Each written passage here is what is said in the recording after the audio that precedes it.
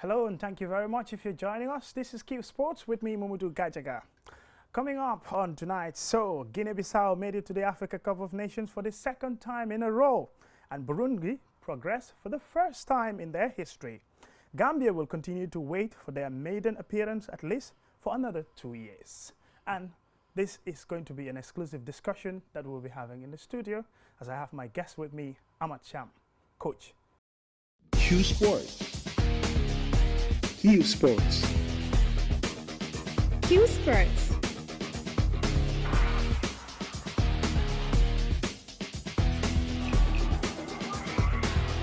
Qsports.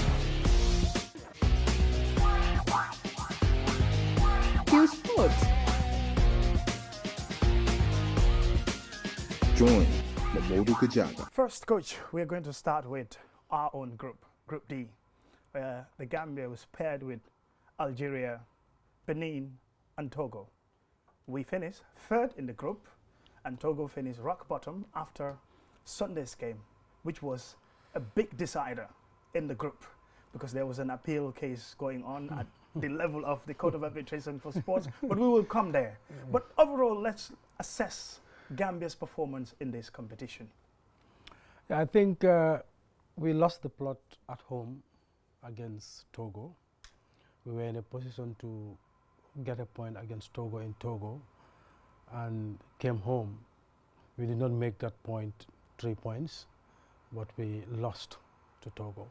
For me, that's where we had the problems. We played Algeria in the Gambia. The first game, it was a 1-1 draw. Algeria scored first, we equalized. We played Benin in Gambia, defeated Benin 3-1, and went to Algeria and also played a draw. So for me, if we had got the result against Togo, it would be a different story. But unfortunately, we lost the plot against Togo for me. As far as you're concerned, where did you see things wrong? Is it tactically? Because I think Gambia had some players which I think if they attack with intensity, attack would bring you the results. But you coaches will always say we're cautious because it's Algeria, because it's Togo, because it's Benin. So I cannot attack continuously throughout the match because if that happens, I'm opening a big space at the back, and that could be some costly effects. Yeah, when you select teams, you also look at the quality of the team you play against. And I think the head coach of the national team was very cautious and put a lot of things into consideration when he was selecting his team against Algeria in all selections. And what I see in the team is he always have a core. There are players that are always present in his list. Maybe every now and then he will invite new players, maybe 2, 3, 4 players, maximum 4 players to come and join the squad. But most of the time he has his core of players there. So football is not always attack. What is important is you get the points. Now if you get the points by scoring a goal in the last minute of the game and the goal turns out to be the winner, you are secure 3 points. Now if you open up, the game starts, you are playing a quality side. You open up and attack them. You open spaces at the back. They capitalize. Because of the amount of talent that they have and the level they are playing, that always consider. You consider all these things. Now, if you look at a player like, for example, in the Algerian team, this match he did not play a player like Mahrez, Baghdad Bounedjah. You look at those players, a player who scored nothing more, about 35 goals in 19 matches. You look at that type of striker. You look at all these players in the Algerian squad. It's suicidal for Gambia to go to Algeria and say we are going to attack Algeria from minute 1. But if that is what is available, that is the initiative that the Gambia had to take to be able to get at least all 3 points in Algeria, don't you think that they should have just gone in and then take whatever that they get? Because Algeria is not an easy opponent to play with, and they have the home crowd behind them, even though it is already been confirmed that Algeria has already qualified even before going into the last game with top points, I would say, in the group. But Gambia going there and then playing, the performance was dismal, you know, playing at the back and then, you know, allowing the Algerians to come on them. Yeah, you are only in the competition as long as you don't concede a lot of goals. If we have started and we consider 2-3 goals, it was not possible for us to have an equalizer. but we played it safe. We played tight, kept them at bay, allowed them to have the possession of the ball, but made sure that we did not concede a lot of goals. And because we only conceded one, and you look at the time we conceded 2 minutes before the interval. But on the other side, we played a second string Algerian side. Yeah, whatever happened, those players are looking for a place in the national team that is going to the Cup of Nations, and everybody will give it a shot. The other players might say, okay, we already have a place in the team. That would be the difference. Now, we played against them. We were in a position to keep them at bay. Yes, they had all the possession. And possessions, yes, sometimes it win matches, and not every time that it win matches. You can have all the possession and somebody gets, a team has a chance and win the game. Yes, and there is, in football, we don't say this is the way you play football. There are ways to play the game, and it depends on who takes care of the team. Now, if who takes care of the team feels this is the way my team should play, he looks for those type of players. And for me, I think it's been a long time Gambia had played away to the big teams and come home with a draw. We played Algeria 4 times, lost twice 1-0, lost 4-1. And for the first time, we played away to Algeria and came home with a point. At least that is an improvement. And unfortunately, yeah, unfortunately, yes, everybody's the disappointing side of it is that we did not qualify. And that is why I'm saying we did not qualify. For me, it's not against Algeria. It's against the lesser teams in the group. Yeah, if we could have picked a point against Benin in Benin and pick 3 points against Togo in the Gambia, I think we would have been there. But it's against the lesser teams that we struggled. And we did not struggle a lot against Algeria because we had a strategy to play against them. And the strategy worked very well. And we were in a position to come out of the game. At least 2 games against Algeria, we were in a position to get 2 points. Still talking about Gambia's performance, it would bring me back to the game that we had in at the Independence Stadium against Togo, which should have been the catalyst or the driving force to give Gambia that hope, to give them that advantage in the group if they had won. But it took a last gap goal that demoralizes everybody, from fans, supporters, journalists, everybody. So many people blame the coach for tactically not doing enough in terms of attack. Some people also think that the Gambian team have not recovered well from the travel, and also, perhaps some of the players were fatigued and they have not recovered well in time for the game. What do you make of all those things can be factors, but you will realize that it's difficult to travel in Africa in the first place. It's very, very difficult, especially traveling within West Africa is a big problem, and that is where I think government should come in and make sure that when our national teams go away, especially in those important games, like our neighbors, the neighbors will do. We charter a flight, or government says, okay, we are lifting the national team, and immediately after the game, we are bringing them back to Gambia. So I think this is where the government can contribute to help the Football Federation, help the national team coaches, to make sure that they are in a position to achieve their dream. It's not just achieving the dream by saying the coach prepares the team. That is one part of it. There is another part. And that part, I think that's where we are lacking. Yes, we will always garner players. How many times does Gambia play during international breaks? You can count them. The last time we played an international friendly was against Central Africa. There were a lot of breaks. Yeah, we did not play. So, and you expect that team to just get up and go and win. There are a lot of things that we should do.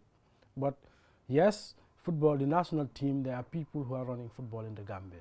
But the national team belongs to Gambia. And every Gambian should make sure you chip in. Now, that's where, for me, government should come in and make sure that they shoulder the responsibility of the national team. In the meantime, government keeps saying that they don't have the funds to be able to full-time support the national team. What do you think should happen in this case? Because I think Gambian football have been underfunded. That one you can see clearly.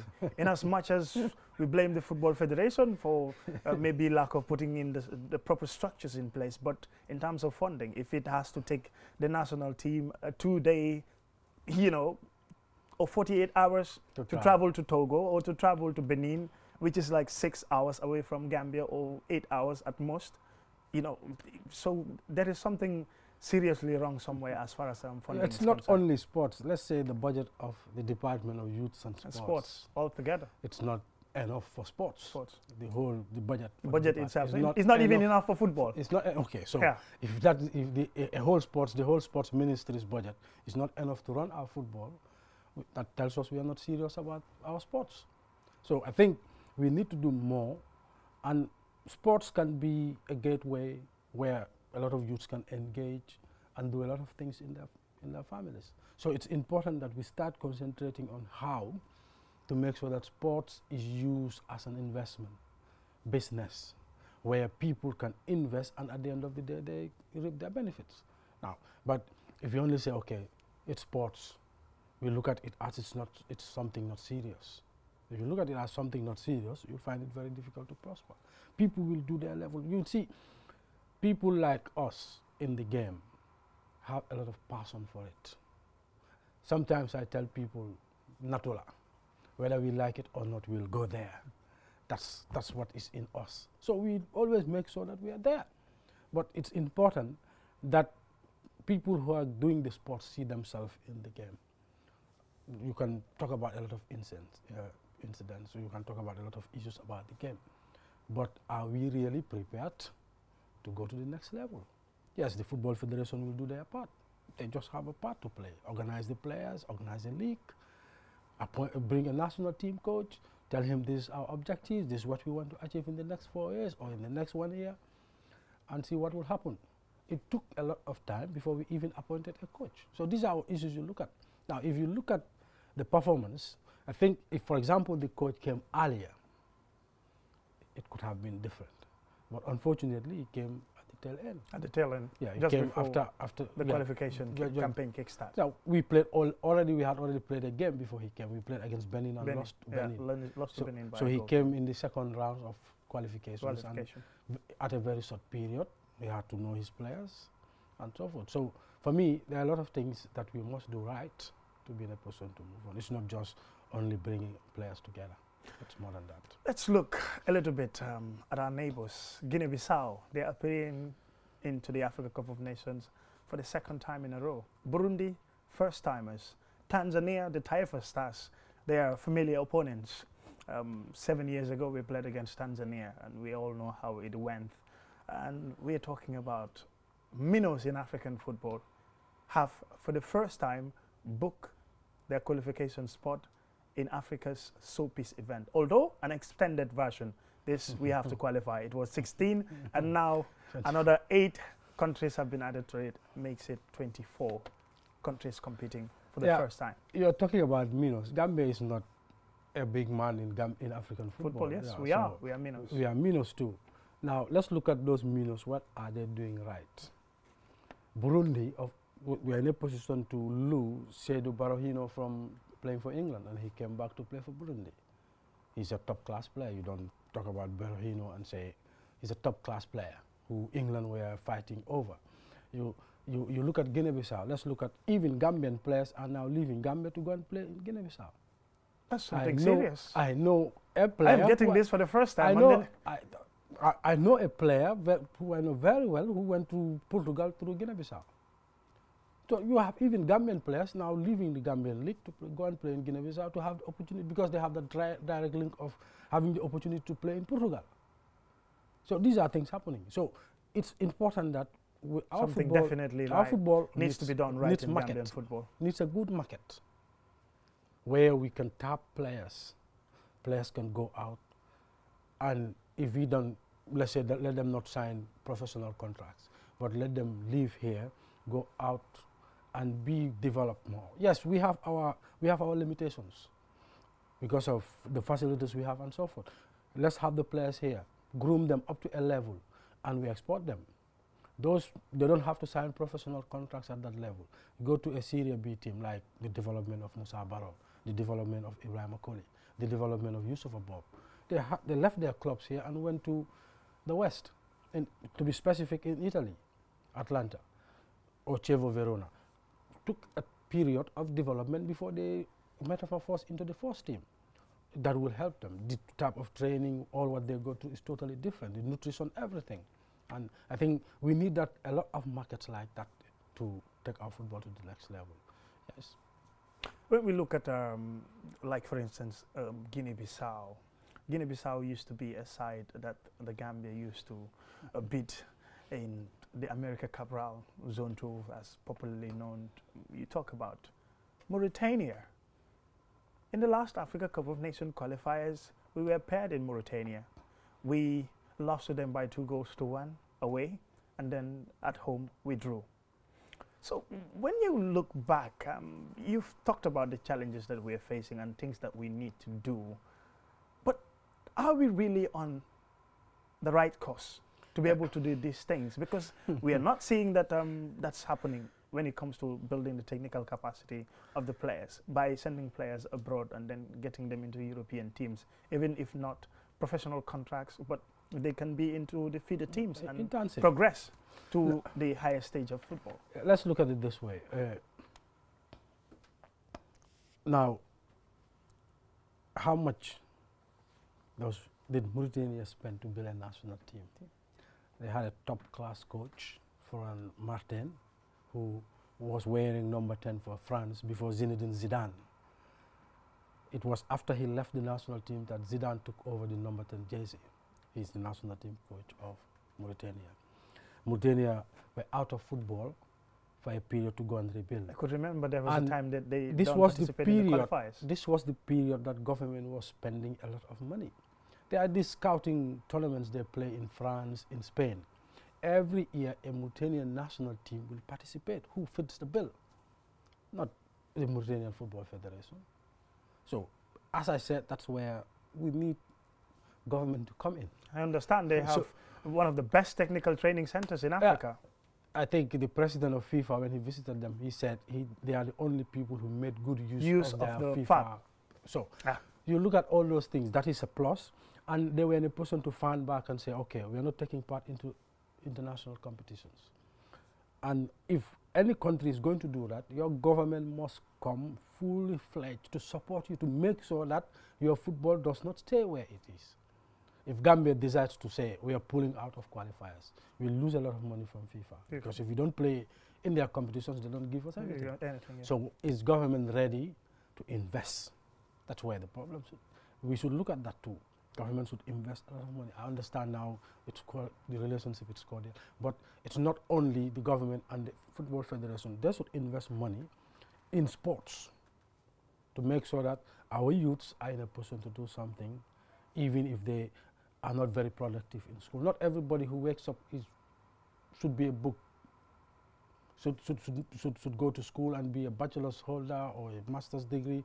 There are people who are given, God gives them the talent.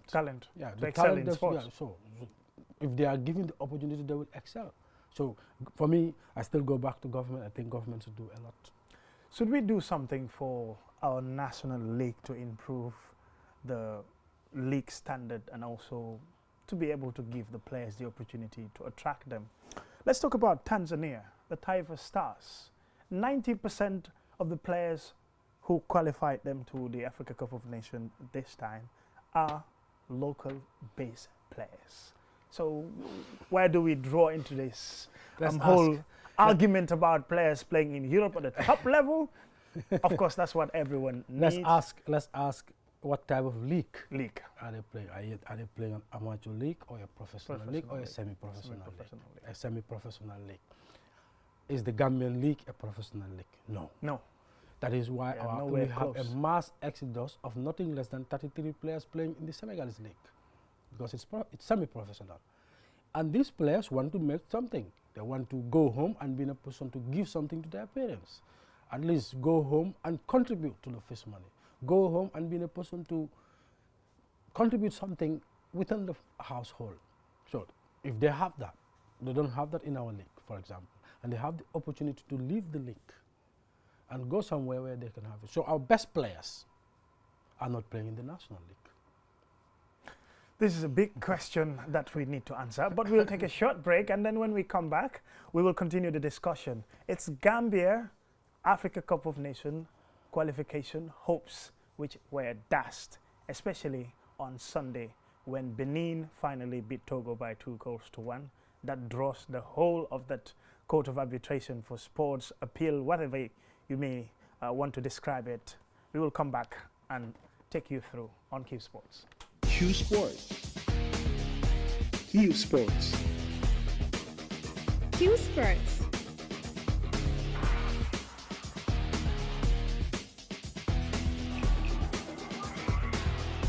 Qsports. Qsports. Join Mamodu Kajaga. Welcome back, and thank you very much if you're just joining us. This is Qsports on QTV, and I am Momodu Gachaka. My guest on the show tonight is Ahmad Cham, coach. We're discussing about Gambia's participation in the Africa Cup of Nations qualifiers, which ended in disappointment after all hopes every other time. You know, Cham, I used to be somebody who follows Gambian football, I would say since 2007, a national team. Whenever we go to the stadium and we get beaten and you're like, oh my God, so today also it had happened. And there is that huge expectation that, okay, this year mom nañ ko make, ñinangay for Gambia to qualify. And then, you know, so every time this continues. And we don't see much changes. You've early on talked about government coming into football, professionalizing our league, sending our players abroad. That is what Mauritania, Guinea-Bissau, Cape Verde, you name them. You know, countries that are just emerging in African football at the continental level. But not much is changing. Who gets the blame here? We keep pointing fingers that the Football Federation are not doing their job. Yes, of course, the Football Federation had to be blamed in a certain way. But let's say, you've talked about government. Now, let's look at it this way. The Gambia Football Federation, is it their responsibility to appoint a national team coach? They can recommend? They can recommend. And then? And who is paying the national team coach? These are all questions to be answered. Yeah, so, and the other thing is, they have their structures. Now, the Gambian League, since I was young, was played up to Brikama. The days of Saraba, Justice. Yeah. Then later we had Daba Nani and from Gunjur playing in the second division. Now, this season, in the second division, we have teams coming. We have at least 2 teams coming from the other side of the bank. One from North Bank, one from LRR. That is an improvement. Yes, we can easily move for and improve that pool, because what would happen is, if you have a player who plays in, for example, Basse, and he comes to play against, he plays in Basse, the coaches go there and scout the player, see, okay, this one is a good talent, he can be developed. You bring the player down and ask him to train with, for example, Ablai Jallo, Jamano. They have never seen Jamano, he just heard about him. Before he plays football, there is what we call inferiority complex. He feels, he's up there, I'm here. You come, Jamano is wearing Adidas throughout, for example. Your one shoe is a plastic shoe. You look at yourself, that complex will be, but if you play with Ablai, for example, week in, week out, yeah. You play in the league, you play first division or you play second division. This week you play Real de Banjul. You know the players of Real, you make friends. When you are invited in the same national team, you don't have problems. Straight away you go in. So that is one part of the psychology. So if you invite players, they come. It will take time for them to adapt. And if the coaches don't have time, they will drop them, because they are looking for players who will adapt as fast as possible. And this is a national team, it's not a club. So you look at all those things. So for me, one thing that can happen is, yes, they have started decentralizing the game. We are having the league almost up to LRR. So for example, next year we have a team from Bansang, CRR. We have a team from Basse. Then you will see second division teams traveling from Banjul to go and play in Basse and probably spend the night and come back. You make friends. Then when those players come here also, they will make friends. Huge investment again. So, yeah, there must be investment. If the infrastructure has to be in Basse or in Bansang. If you have to move on, we all started playing on the sandy pitches. Yeah. So what's the difference? I think that now I can fully remember young Africans played their first game when they won the FA Cup in 2009. The first game they played against Artwork in Kerawan. It was a sandy pitch, it was too rainy. So there is no excuse of saying, yes, we have grass pitches here, we cannot go up countries. We all started playing on sandy pitches. So it will develop. If we start playing on those pitches, I will say, oh, there's the need to make this pitch. and somebody will take responsibility. Serekunda West was not a grass pitch. Somebody took responsibility and made it. The same thing applies to Serekunda. The same thing applies to Manjai. Even around this area, we still have pitches that are not grass.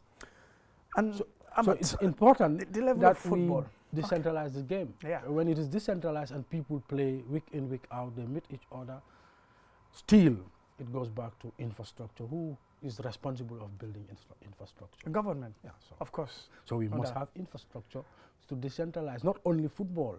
But my belief is if football is on the right track, the right things are done for football, all other sports will follow. So it's like football is the benchmark. So some things will be done for football and then the other sports can take If you have football all out throughout the Gambia and you come up with and say, okay, now the next sport is, let's look at basketball. What is happening in football should happen in basketball nationwide. Then you have clubs throughout. Then that one is done. You go to volleyball. You go use the balls, games, and make sure you do that. Then you go to track and field. While this progress is doing, if you are doing this progress, you will be in a position to build infrastructure and make sure you have tracks.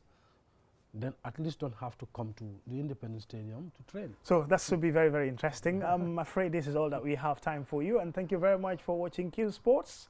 And until we come your way, keep on sporting and bye for now. Qsports. Qsports. Qsports.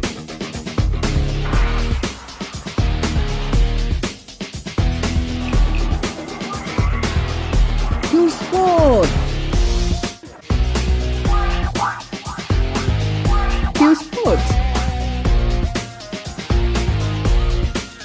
Join Mamodu Kajaga.